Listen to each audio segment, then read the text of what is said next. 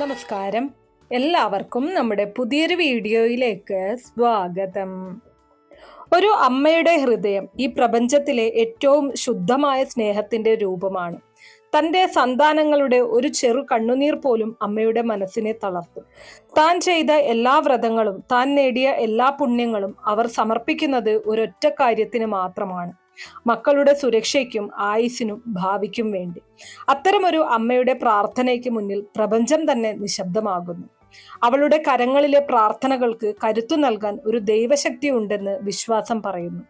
അതാണ് സാക്ഷാൽ കാർത്തികേയ ഭഗവാൻ, ഉമാമഹേശ്വരിയുടെ പ്രിയപുത്രൻ, മയിൽവാഹനൻ സുബ്രഹ്മണ്യ സ്വാമി. പെറ്റമ്മ നോറ്റാൽ വേലപ്പൻ കാക്കും എന്ന വിശ്വാസം ഇന്നും ഭക്തരുടെ ഹൃദയത്തിൽ ജീവിക്കുന്നു. മക്കൾക്ക് രോഗമില്ലാതെ ദീർഘായുസോടെ വിജയവും ഉന്നതിയും നിറഞ്ഞ ജീവിതം ലഭിക്കാനായി അമ്മമാർ അനുഷ്ഠിക്കുന്ന ഏറ്റവും ശക്തമായ വ്രതങ്ങളിലൊന്നാണ് ഷഷ്ടിവ്രതം.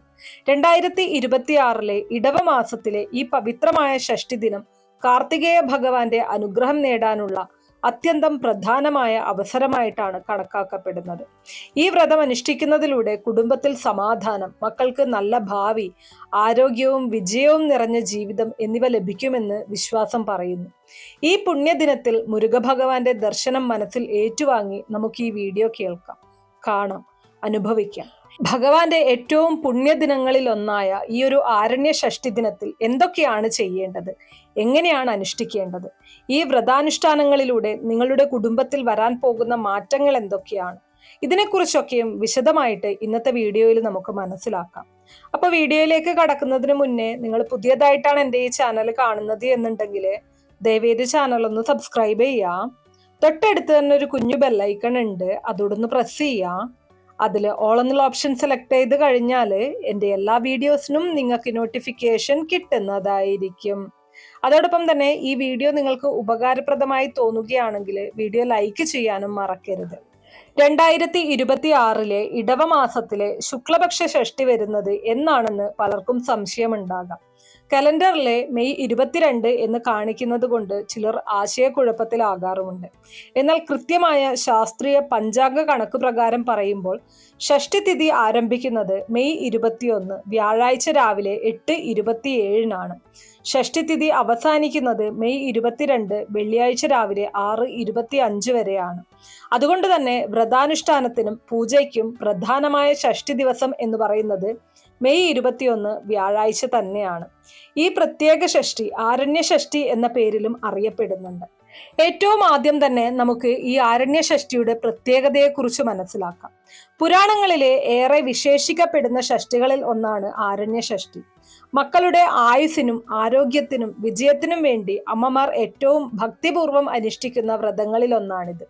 ഈ ദിവസം സുബ്രഹ്മണ്യ സ്വാമിയുടെ അനുഗ്രഹം പ്രത്യേകമായി ലഭിക്കും എന്നാണ് വിശ്വാസം. ഇത്തവണത്തെ ഈ ഒരു ഷഷ്ടിക്ക് മറ്റൊരു പ്രത്യേകത കൂടിയുണ്ട്. വ്യാഴാഴ്ചയാണ് ഷഷ്ടി വരുന്നത്. വ്യാഴാഴ്ചയും ഷഷ്ടിയും എന്ന് പറയുന്നത് ഇരട്ടി പുണ്യമാണ്. നമുക്കറിയാം, വ്യാഴാഴ്ച എന്ന് പറയുന്നത് ഭഗവാൻ ഗുരുവായൂരപ്പന്റെ ദിനമായും ഷഷ്ടി കാർത്തികേയ ഭഗവാന്റെ ദിനമായിട്ടുമാണ് കണക്കാക്കപ്പെടുന്നത്. ഈ രണ്ട് ദൈവീക ശക്തികൾ ഒരുമിക്കുന്ന ദിവസം വ്രതമനുഷ്ഠിക്കുന്നവർക്ക് ഇരട്ടി പുണ്യഫലം ലഭിക്കും എന്നതാണ് വിശ്വാസം. ഇനി വ്രതത്തിന്റെ ഒരുക്കത്തെക്കുറിച്ച് പറയാം. ഈ ഒരു ഒരുക്കം നമ്മൾ പഞ്ചമി ദിവസം തന്നെ തുടങ്ങേണ്ടതായിട്ടുണ്ട്. അതായത് നാളെ ബുധനാഴ്ച ഷഷ്ടിക്ക് മുന്നായിട്ട് വരുന്ന പഞ്ചമി ദിവസം തന്നെ വ്രതത്തിനുള്ള ഒരുക്കങ്ങൾ ആരംഭിക്കണം. ഈ വർഷം അത് മെയ് 20 ബുധനാഴ്ച നാളെയാണ് വരുന്നത്. അന്നത്തെ ദിവസം നിങ്ങൾ ശ്രദ്ധിക്കേണ്ടതായിട്ടുള്ള കാര്യങ്ങൾ എന്ന് പറയുന്നത്, ഒന്നാമതായിട്ട് ഒരിക്കൽ മാത്രമാണ് അരിഭക്ഷണം കഴിക്കേണ്ടത്. ഉച്ചയ്ക്ക് അരിഭക്ഷണം കഴിച്ചുകൊണ്ട് ഒരിക്കലെടുക്കാം. രാവിലെയും അരിഭക്ഷണം ഒഴിവാക്കേണ്ടതായിട്ടുണ്ട്. രാത്രികാലങ്ങളിൽ പഴവർഗ്ഗങ്ങൾ കഴിക്കാം. മാംസാഹാരം പൂർണ്ണമായിട്ടും ഒഴിവാക്കണം. മനസ്സും ശരീരവും ശുദ്ധമായി സൂക്ഷിക്കുക. ഭഗവാന്റെ നാമജപം തുടരുക. ഇനി ഷഷ്ടി ദിവസം രാവിലെ തന്നെ, അതായത് മെയ് 21 വ്യാഴാഴ്ച രാവിലെ സാധിക്കുന്നവര് ബ്രഹ്മമുഹൂർത്തത്തിൽ തന്നെ എഴുന്നേൽക്കുക. കുളിച്ച് ശുദ്ധി വരുത്തി ശുഭ്രവസ്ത്രം ധരിക്കുക. പൂജാമുറിയിൽ ദീപം തെളിയിക്കുക.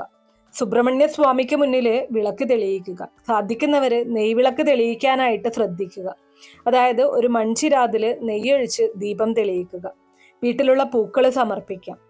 ഇനി അതുപോലെ തന്നെ സുബ്രഹ്മണ്യ പൂജയ്ക്ക് മുൻപ് ഗണപതി ഭഗവാനെ ആദ്യം ആരാധിക്കുന്നത് അത്യന്തം ശുഭകരമാണ്. കാരണം ഏത് പൂജയും ആരംഭിക്കുന്നത് വിനായകന്റെ അനുഗ്രഹത്തോടെ ആയിരിക്കണം എന്നതാണ് ശാസ്ത്രവിശ്വാസം. അപ്പോൾ അതുകൊണ്ട് തന്നെ നമ്മൾ സുബ്രഹ്മണ്യ സ്വാമിയുടെ ഫോട്ടോയ്ക്ക് മുന്നിലായിട്ട് നെയ്ദീപം തെളിയിക്കുന്നതിന് മുൻപേ ഗണപതി ഭഗവാന്റെ ഫോട്ടോയ്ക്ക് മുന്നിലായിട്ട് ഒരു നെയ്ദീപം കൂടെ തെളിയിച്ചു വെക്കാനായിട്ട് മറന്നു പോകരുത്. അത് നിങ്ങൾക്ക് വലിയ രീതിയിലുള്ള ശുഭഫലങ്ങൾ കൊണ്ടുതരും. നിങ്ങൾ നേരിടുന്ന കാര്യതടസ്സങ്ങൾ, നിങ്ങളുടെ മക്കൾ നേരിടുന്ന കാര്യതടസ്സങ്ങളെല്ലാം ഇല്ലാതാക്കാൻ അത് സഹായിക്കും. അപ്പോൾ അതുപോലെ തന്നെ സുബ്രഹ്മണ്യ സ്വാമിയുടെ ദിവസമാണ്. അതുകൊണ്ട് ഗണപതി ഭഗവാനെ ആദ്യം സമർപ്പിക്കുന്നത് കൊണ്ട് ഭഗവാനും യാതൊരു വിധത്തിലുള്ള ബുദ്ധിമുട്ടും ഇല്ല. ഭഗവാൻ സന്തോഷത്തോടെയാണ് അത് നോക്കിക്കാണുക. എല്ലാവർക്കും വലിയ പൂജകൾ ചെയ്യാൻ കഴിയണമെന്നില്ല. എന്നാൽ ഭഗവാൻ ആവശ്യപ്പെടുന്നത് ആഡംബരമല്ല, സത്യമായ ഭക്തിയാണ്, മനസ്സിന്റെ ശുദ്ധിയാണ്, കണ്ണീരോടെയുള്ള പ്രാർത്ഥനയാണ്. ഒരു പുഷ്പം പോലും ഇല്ലെങ്കിലും ഒരു കണ്ണുനീർ പോലും ഭഗവാനിൽ എത്തും എന്നതാണ് വിശ്വാസം. നമുക്കറിയാം ഓരോരുത്തരുടെയും സാഹചര്യങ്ങൾ വ്യത്യസ്തമാണ്. അതുകൊണ്ട് തന്നെ എല്ലാവർക്കും ഒരേ രീതിയിൽ പൂജകൾ ചെയ്യാനോ അല്ലെങ്കിൽ ഭഗവാന് വഴിപാടുകൾ സമർപ്പിക്കാനോ സാധിച്ചു എന്ന് വരില്ല.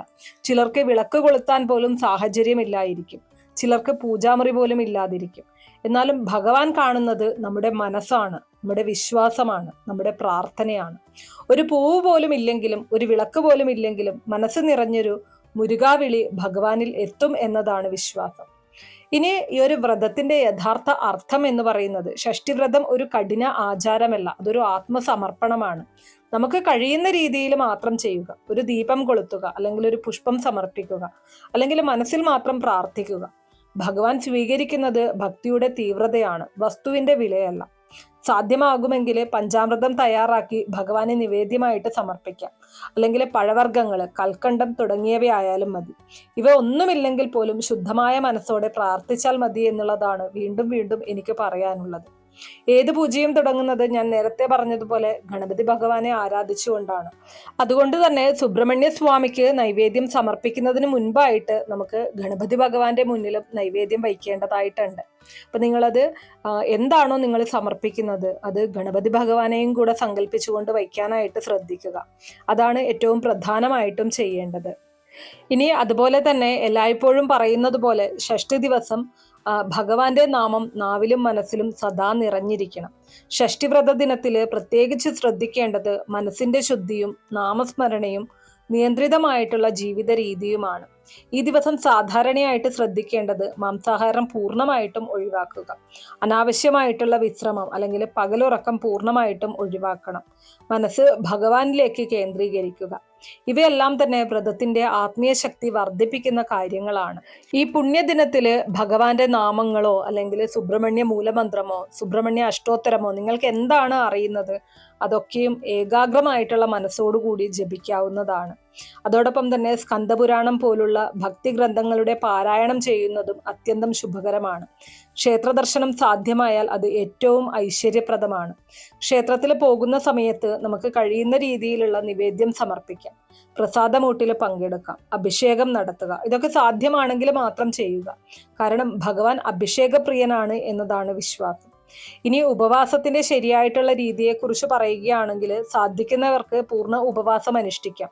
എന്നാൽ എല്ലാവർക്കും അതിനാവശ്യമായിട്ടുള്ള സാഹചര്യമില്ല. അതായത് പലതരത്തിലുള്ള ആരോഗ്യ പ്രശ്നങ്ങൾ ഉള്ളവരുണ്ടാവാം. പ്രായമായിട്ടുള്ള അമ്മമാർക്കൊക്കെ അതൊക്കെ ബുദ്ധിമുട്ടായിരിക്കും.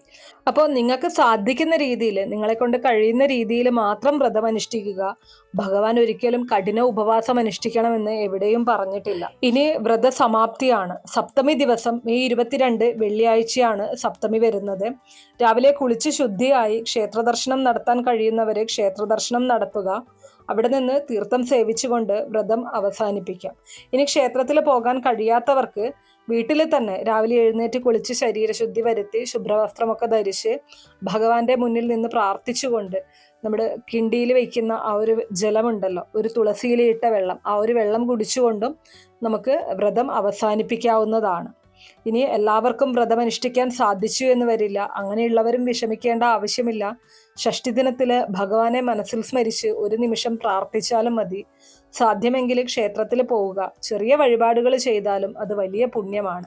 ക്ഷേത്രത്തിൽ പോകുന്നവര് സാധാരണയുള്ളതുപോലെ പോയിട്ട് പെട്ടെന്ന് തിരിച്ചു വരാതെ കുറച്ചു സമയം അവിടെ ഇരിക്കാനും അവിടെ ഇരുന്നു കൊണ്ട് മുരുകനാമം ജപിക്കാനും ഒക്കെ ശ്രദ്ധിക്കുക. ഉച്ചയ്ക്ക് നിവേദ്യ ഭക്ഷണം കഴിക്കുന്നതും നല്ലതാണ്. ഉപവാസം തുടരുന്നവരാണെങ്കിൽ അത് സന്ധ്യയ്ക്ക് ശേഷം കഴിക്കാം. മക്കളെ കുറിച്ച് ഓർത്ത് ഒരമ്മയ്ക്ക് ദുഃഖിക്കേണ്ടി വരിക എന്ന് പറയുന്നത് ഏറ്റവും ബുദ്ധിമുട്ടുള്ള ഒരു കാര്യമാണല്ലേ. ഒരമ്മ ജീവിക്കുന്നത് പോലും തൻ്റെ മക്കൾക്ക് വേണ്ടിയിട്ടാണ്. ഒരു ഘട്ടം വരെയും എല്ലാ അമ്മമാരും മക്കളെ ചേർത്ത് പിടിച്ചുകൊണ്ട് തന്നെയാണ് മുന്നോട്ട് കൊണ്ടുവരുന്നത്. പക്ഷെ ചില ഘട്ടങ്ങളിൽ മക്കൾ കൈവിട്ടു പോകുന്ന സാഹചര്യങ്ങൾ ഉണ്ടാവാറുണ്ട്.